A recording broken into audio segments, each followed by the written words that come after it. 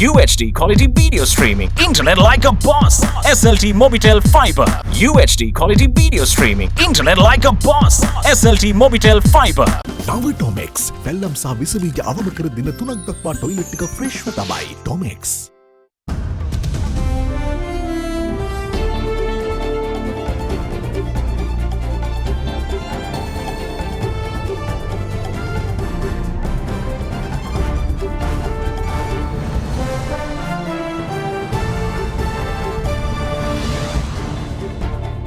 Tonight, opposing the move. The Trincomalee oil tank farm agreement that was signed yesterday hits a hurdle in the form of a fundamental rights petition. What ails the rails? Sri Lanka's railway unions say don't look at profits and losses, we're not a private company. Fishy business. With 12 Indian fishermen released this week after diplomatic pressure, Northern MP says no confidence in subject minister. We do have reservations on how his credibility is because there have been various rumors and accusations leveled against him about how there is corruption. Work as one. The president chides internal critiques for lack of team spirit while commending the military spirit. All that and much more coming up on First at 9 this Friday, the 7th of January 2022. නැවුම් කුළුබඩු 12ක එකතුවකින් no biryani mix restaurant රසට බිරියානියක් දැන් ගෙදරදීම. From AdaDerana, this is AdaDerana First at 9. Live from Studio 24 in Colombo. Good evening, welcome to First at 9. I'm Dhammika Kanai. Now then, a fundamental rights petition was filed before the Supreme Court today, seeking to invalidate the agreement inked between the LIOC and the Ceylon Petroleum Corporation yesterday to develop the Trincomalee oil tank farm. 47 respondents in total have been named in the petition, including the entire cabinet. As per the agreement, 61 of the 99 tanks at the facility will be refurbished by the Trinco Petroleum Terminal Private Limited, of which the Ceylon Petroleum Corporation will hold a controlling stake. The agreement between Sri Lanka and India to develop the Trincomalee oil tank farm was inked yesterday. Treasury Secretary S.R. Artigala, Chairman of the Ceylon Petroleum Corporation Sumit Vijayasinghe, CPC Managing Director Buddhika Madiheva and Managing Director of Lanka IOC Manoj Gupta signed the agreement. As per a 2003 pact, the entire facility was leased to India for 35 years. However, the LIOC only refurbished and used 14 of the 99 tanks there. As per the agreement signed yesterday, the lease of those 14 tanks will be extended by 50 more years. Further, 24 tanks will be taken over by the Sri Lankan government and leased to the Ceylon Petroleum Corporation for 50 years. As for the remaining 61 tanks, they will be developed through a joint venture.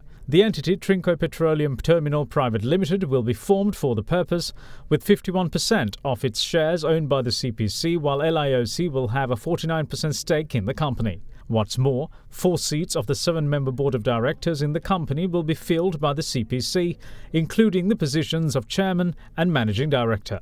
All in all, the Trinco Petroleum Terminal Private Limited will be controlled by the CPC. With that being the case, a fundamental rights petition was filed before the Supreme Court today, seeking the cancellation of the agreement inked to develop the Trincomalee oil tank farm. General Secretary of the National Bhikkhu Front, Venerable Wakmulle Uditathera, filed the petition. 47 respondents are named in the petition, including the Attorney General representing the President, the Minister of Energy and the Cabinet of Ministers, the Ceylon Petroleum Corporation and its Chairman, the Trinco Petroleum Terminal Private Limited, the Auditor General, Lanka IOC and the Defence Secretary. In the meantime, spokesperson of the Indian Ministry of External Affairs had this to say about the joint venture to develop the Trincomalee oil tank farm. We have seen reports that the Sri Lankan cabinet has approved the development of the Trincomalee oil tank farms. As you know, energy security is an important area of our bilateral cooperation with Sri Lanka. We are in consultation with the government of Sri Lanka for the modernization of the Trincomalee tank farms. This will allow for storage of fuel and will augment bilateral energy security. Meanwhile, Indian External Affairs Ministry spokesperson was also quizzed about the reports of India agreeing to extend a $1.5 billion credit line to the island. As regards the query on extending credit, you would recall that Sri Lankan Finance Minister Basil Rajapaksa visited New Delhi last month. He briefed the Indian side on the economic situation in his country and his government's approach in addressing these challenges. India has always stood by the Sri Lankan people, and the Sri Lanka is an important part of our neighborhood first policy. Discussions during the visit took place on deepening cooperation in areas of food and health security, energy security, balance of payment issues, and Indian investments in Sri Lanka, among others. I understand that further consultations are ongoing. නියම ක්වලිටියට හැදෙන අලුත් ටියාරා රස පදමට අලුත් වෙලා. The Ceylon Electricity Board said today that a breakdown of a generator at the Kalanithissa power plant will see a 1-hour power interruption between 5:30 p.m. and 9:30 p.m. across the island.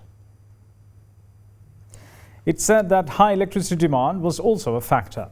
Power supply in some areas did come to a temporary halt during the said hours today. Many areas, including Colombo and suburbs, also experienced sporadic power cuts until 9:30 last night. With the government under pressure to plug the expenditure hemorrhage at state-owned enterprises, the Railways Department is currently under the microscope due to it having the distinction of being the largest loss-making state entity. With a staggering $1.3 billion in losses recorded in the 10 years from 2010 to 2020, it's not a surprise that calls are being issued for a major change in the department. However, railway unions are saying that the department can't be judged with the same yardstick used to measure private companies as it is providing a public service. Sri Lanka has one of the most picturesque railway networks in the Asian region. With over 1,500 kilometers of railway tracks crossing 9 lines throughout the country, there's absolutely no doubt about its critical importance in Sri Lanka's public transportation system. With 181 main railway stations and 162 substations island-wide, each day over 350,000 passengers use the system to commute to and from their workplaces and travel long distances back to their hometowns. As efficient as the service remains, there is one major issue that continues to hamstring any efforts at not only modernizing its facilities and service levels, but also lessen the burden on the country's taxpayers, namely decades of financial losses. As of recent estimates, the Sri Lankan Railways Department has costed government coffers a staggering 330 billion rupees in the 10-year period from 2010 to 2020, higher than any of the other 526 state-owned enterprises. In dollar terms, that comes down to $1.3 billion. The figure is all the more staggering when considering the country's current forex issues and the efforts needed to stem the hemorrhage of public funds in the next few years to bring the country out of its pandemic-related economic downturn. The long-held belief among most people is that hard decisions are needed. However, this is not the opinion of the railway unions, with the State Minister of Public Transportation recently quoted recognizing the fact that big changes are needed in the railway department. Union representatives offered their own set of reasons as to why the department must stay the way it is. දුම්රිය මැදිරි පිළිබඳව රාජ්‍ය අමාත්‍යවරයා යම් ප්‍රකාශයක් කරා දුම්රිය සම්බන්ධයෙන්. ඒ ප්‍රකාශය තමයි දුම්රිය දෙපාර්තමේන්තුව දිගින් දිගටම පාඩු ලබනවා. වෘත්තීය සමිති අරගල දිගින් දිගටම තිබෙනවා. මේ නිසා දුම්රිය දෙපාර්තමේන්තුව පවත්වාගෙන යන්න දුම්රිය සේවාව පවත්වාගෙන යන්න අමාරුයි. ඒ නිසා දුම්රිය සේවාව පිටස්තර ආයතනයකට පෞද්ගලික ආයතනයකට දෙනවා කියන එක තමයි එතුමාගේ සාකච්ඡාවේ කතාබහේ තිබිච්ච අදහස. ඒ වගේම ඊයේ අරුණ පුවත්පතට කරපු ප්‍රකාශය අනුව එක එල්ලේප කියලා තිබුණා දුම්රිය දෙපාර්තමේන්තුව ප්‍රතිව්‍යුහගත කරනවා කියන ස්ථාවරය. ඇත්තටම දුම්රිය දෙපාර්තමේන්තුව පාඩු ලබන ආයතනයක් විදිහට තමයි ඒගොල්ලෝ ගණනය කරලා තියෙන්නේ. දුම්රිය දෙපාර්තමේන්තුව පාඩු ලබනවා. දුම්රිය දෙපාර්තමේන්තුව කියන්නේ ලාභ හෝ පාඩු මත පවත්වාගෙන යන්න ඕන ආයතනයක් නෙවෙයි. දුම්රිය කියන්නේ ව්‍යාපාරයක් නෙවෙයි. අපි ලාභ පාඩු ගණනය කරන්නේ ව්‍යාපාරවල. ව්‍යාපාරවල ලාභ පාඩු මත තමයි ඒවා පවත්වාගෙන යන සහ ඒවා නවීකරණය කරන්න ප්‍රතිසංස්කරණය කරන්න මේ ඔක්කොම තීන්දුව తీරන ගන්න. හැබැයි දුම්රිය කියලා කියන්නේ ලාභ පාඩු බලලා පවත්වාගෙන යන්න ඕන එකක් නෙවෙයි. රටේ තියෙන මහා දැවැන්ත සම්පතක් ජනතාවගේ සේවා සපයන ආයතනයක්. But what exactly are taxpayers shouldering on behalf of railway unions? The figures are more shocking than we expect. Last year, at the height of the pandemic, revenue was understandably down 42.2% to 4.56 billion rupees, largely driven by a 45.6% contraction in revenue generated from passenger transport. Losses that year ended at 10.1 billion rupees. Losses in 2019 were 7.56 billion rupees, despite revenue rising by 6.6% to 7.9 billion rupees due to a hike in ticket prices in late 2018. In 2016, 2017 and 2018, losses hovered around the 7 billion rupee mark. So this begs the question, what really ails Sri Lanka Rail? The answer is very simple. Revenue is basically insufficient to cover salaries and allowances of the department's nearly 15,000 employees. In 2020 alone, expenditure stood at almost 50 billion rupees, 10 times higher than the year's meager 4.5 billion rupees in revenue, resulting in losses of 45 billion rupees. Hence, with a state-owned enterprise where personal emoluments, including salaries and wages, overtime, holiday payments and other allowances of its employees having taken up an average of 24% of total expenditure annually in the past 8 years, losses shouldn't be that surprising. In any case, with the country currently at a crossroads in terms of its financial management and increasing calls being made for the government to resort to harsh measures to cut expenditure, the time seems ripe for a purging of losses. And right now, for all intents and purposes, the Sri Lanka Railway Department looks like the best candidate for a long overdue overhaul. 12 Indian illegal fishermen arrested and remanded for illegally entering Sri Lankan waters were released this week after diplomatic overtures from the Indian government. There are also calls for the same treatment to be meted out to Sri Lanka's own fishermen in Tamil Nadu. But Northern Province parliamentarian Shanakyan Rasamanikam says that he has little confidence in the subject minister's abilities to achieve such an end. Earlier this week, the Mannar Magistrates Court ordered the release of 12 Indian fishermen from Tamil Nadu arrested in December on charges of illegal fishing. They were among a group of more than 60 Indian bottom trawlers apprehended by the Sri Lankan Navy during an operation targeting illegal fishermen. The release came after major diplomatic overtures by New Delhi to secure their freedom. India's External Affairs Ministry spokesman Arindam Bagchi stated that further discussions are underway to secure the release of the remaining Indian nationals along with their boats. Government has taken up with the government of Sri Lanka the detention of 68 fishermen and 10 boats that had been taken into custody by the Sri Lankan authorities between 18th to 20th December 2021. These detained fishermen have been provided the necessary support by officials from our Consulate General in Jaffna, besides facilitating phone calls with their relatives. They have also been provided legal representation. The High Commission of India in Colombo has taken up the issue of early release of these Indian fishermen with the Sri Lankan authorities. As a result of these efforts, 12 fishermen have now been released. The High Commission is making arrangements for their early repatriation. The High Commission is also engaged with the Sri Lankan authorities for the early release of the remaining fishermen and their boats. Both sides are in consultation regarding early holding of the joint working group on fisheries. The Indian government's intervention in the issue comes after pressure was exerted on the centre by the Chief Minister of Tamil Nadu, M.K. Stalin. However, Ilanke Tamil Arasu Katchi parliamentarian Shanakyan Rasamanikam says that this requires a diplomatic resolution, but he has little faith in the Minister of Fisheries in securing the release of Sri Lankan fishermen jailed in India. It's a long-standing issue, and the issue will continue as Sri Lankan borders and Indian borders are not going to change. We have to look at the long-term solution for this issue. Within Sri Lanka, we need to enforce the law to arrest fishermen doing bottom trawling, and I think we should have another approach for fishermen who have come by mistake. This issue should not continue, and any fishermen who are being detained in India, Sri Lankan fishermen should also be released. Now, at the same time, Indian fishermen who have been under arrest in Sri Lanka should also be released, because it's a diplomatic issue, and I don't think the government of Sri Lanka has great record in handling diplomatic issues quite well. We need to come up with a strategy, or we need to come up with an agreement to help both sides. Unfortunately, like I said in the past, the cabinet minister in charge doesn't seem to be interested in resolving any issues. We do have reservations on how his credibility, because there have been various rumors and accusations leveled against him about how there is corruption, and that even in fact in Parliament, I heard speech that was made where he was accused of obtaining 5,000 rupees from every boat that's bottom trawling in the north, and so therefore the Navy should be given clear instructions, and we need to come to an agreement with the Indian High Commission or the Indian government. President Gotabaya Rajapaksa today was critical of some members of the government for not taking collective responsibility and instead attempting to pass the ball. Addressing an event, the head of state also pledged to make up the lost time due to COVID and fulfill the promises he made within the next 3 years. The program to convert 1,000 schools in Sri Lanka to national schools as per the policy manifesto Vistas of Prosperity and Splendour was launched today under the patronage of President Gotabaya Rajapaksa. Accordingly, the Siambalanduwa Mahavidyalaya in Monaragala was first to undergo the change.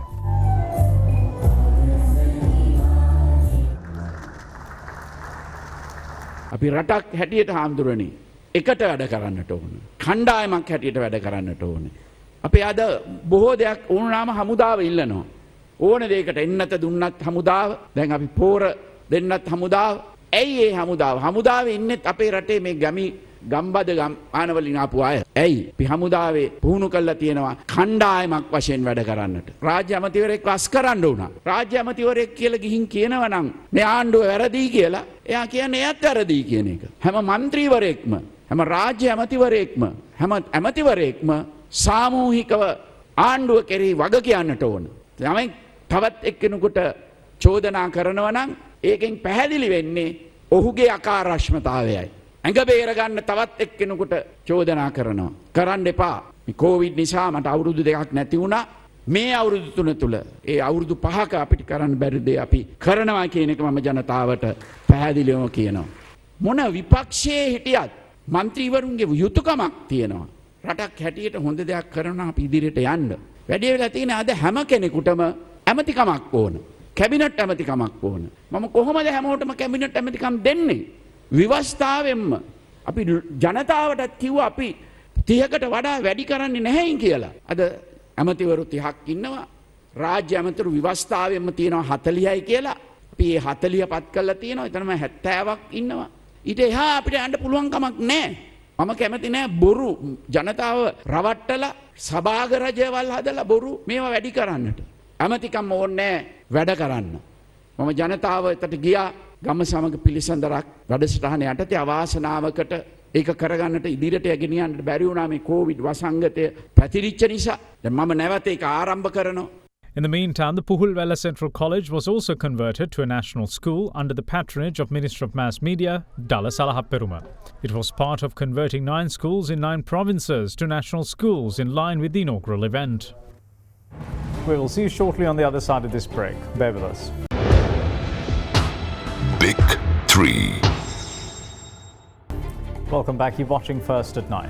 Now, shifting our focus towards the pandemic situation, children between 16 and 19 years of age who only received a single dose of vaccine against COVID can now get their second dose if 3 months have passed since the first dose administration. What's more, the government today also started the single dose vaccination of children in the 12 to 15 age group. At a time when plans are announced to return schools to pre-pandemic style academic activities, the government has commenced the vaccination program for children aged between 12 and 15 years. The jab was offered to children at schools as well as at the Lady Ridgeway Hospital in Colombo by health officials.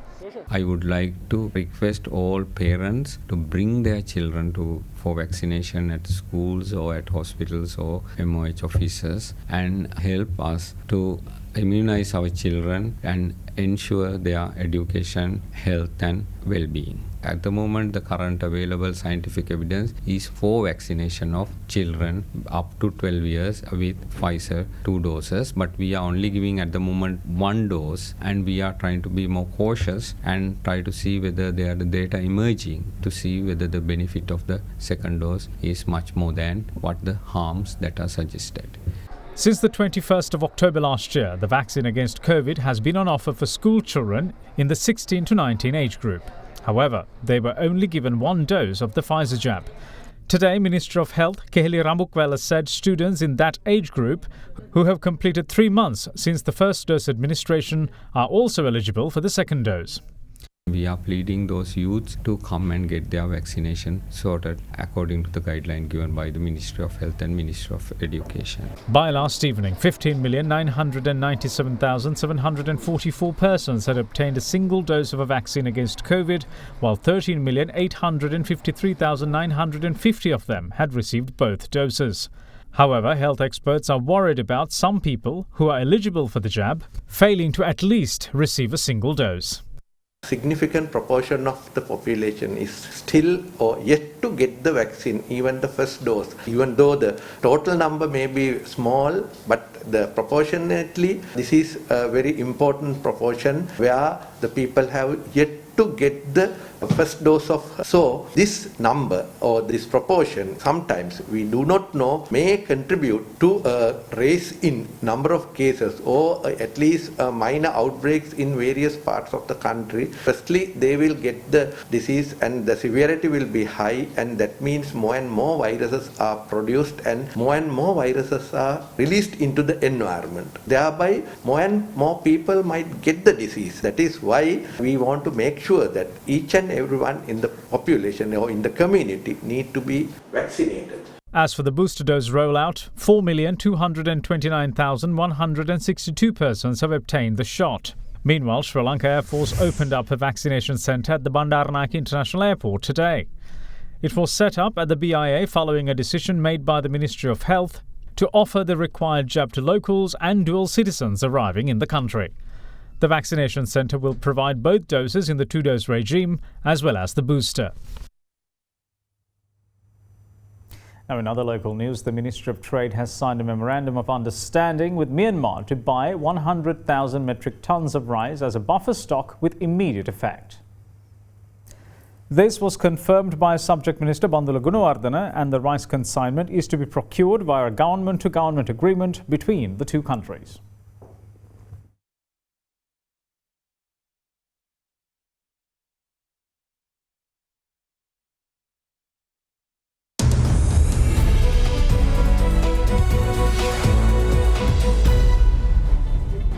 Welcome back. This is First at 9.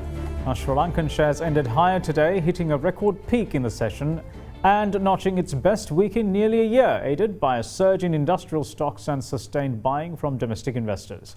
The CSE All-Share Price Index closed 0.85% higher at 13,280.94. Its eighth straight day of gains, with the index up 8.6% already in 2022, after an 80% surge last year. Meanwhile, the S&P SL20 also closed up 1.19% at 4,568.64 points. With that, here's Hiruni Perera with today's market update. So today also we saw very high level of volatility in the market. However, positivity continued and managed to close in the green zone for the 8th consecutive day with a gain of 111 points, reflecting the confidence of investors. And also this week continuity of week with gains and bull rally, mainly driven by IP openings and activities in the market. So with that, turnover recorded at an improved level of 11.6 billion. Today's retail favorite counters in the capital goods, healthcare, diversified financial sector counters played a major role in moving the index up. At the same time, we saw a little bit of profit taking in some of the counters in the diversified financial sector and transportation sector, which witnessed a significant upward price movement yesterday. In the meantime, the Sri Lankan rupee stood at its usual level of 202.99 cents against the US dollar today as well. Now let's take a look at how the rupee fared against other major currencies during the day.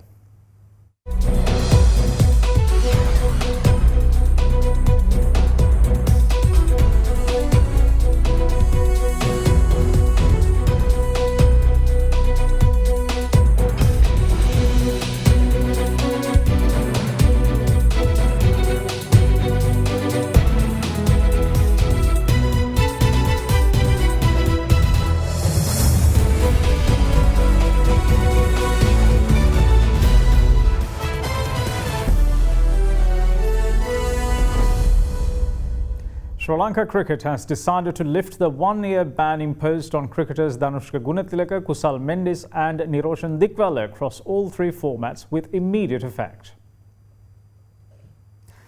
The move makes the trio eligible for selection during the Zimbabwe's tour of Sri Lanka, subject to meeting required fitness standards. The trio was suspended from international cricket for a year on the 30th of July last year for breaking Sri Lanka's bio-bubble on a night out in Durham the previous month during a tour of England. The SLC says that the decision to lift the suspension was taken following a request made by the three players pursuant to the conclusion of the LPL 2021.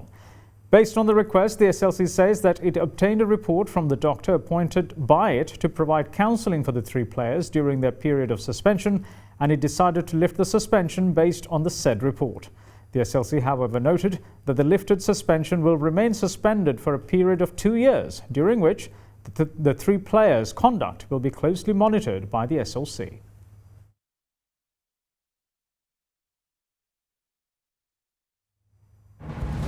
And that's it from all of us here at First at 9. Thanks for watching. Bye-bye.